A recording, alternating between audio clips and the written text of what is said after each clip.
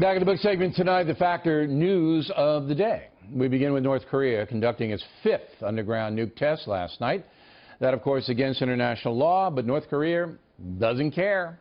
The test shook the Earth at a 5.3 magnitude and was the most powerful nuclear exposition North Korea has ever undertaken.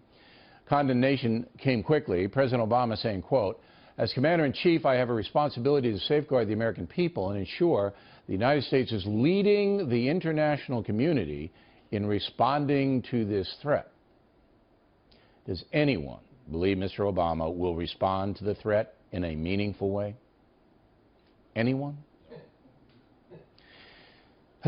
This evening, I do not believe the North Koreans are afraid. Back home, Libertarian presidential candidate Gary Johnson still trying to recover from a TV interview where he did not know what Aleppo was. I was thinking acronym when he said Aleppo, and guilty. No excuse whatsoever. If it is kissing my chances goodbye, so be it. But I've always been served really well by telling the truth, and you tell the truth and you can get your way through things. Well, sadly, Governor, so be it. You didn't have a chance in the first place, and now your profile is damaged beyond repair, at least in this campaign. For the record, I think the governor's a good man.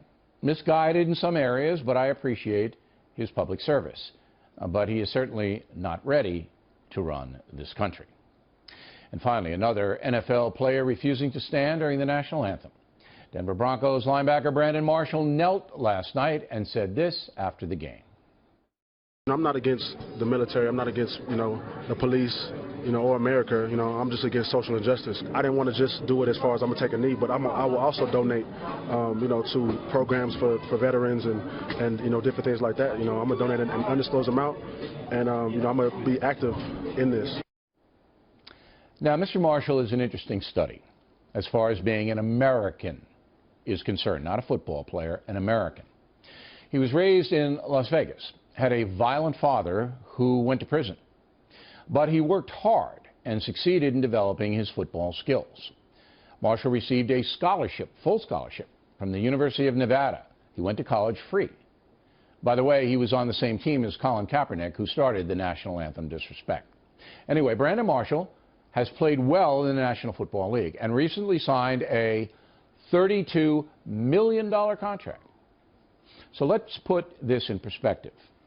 Poor kid, bad father, develops his God-given skills, is presented with an opportunity to attend college free of charge, then becomes a professional football player, earning millions in our capitalistic system.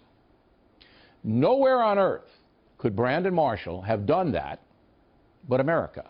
Nowhere. To be fair, bad things do happen in this country, in every country, and they must be confronted.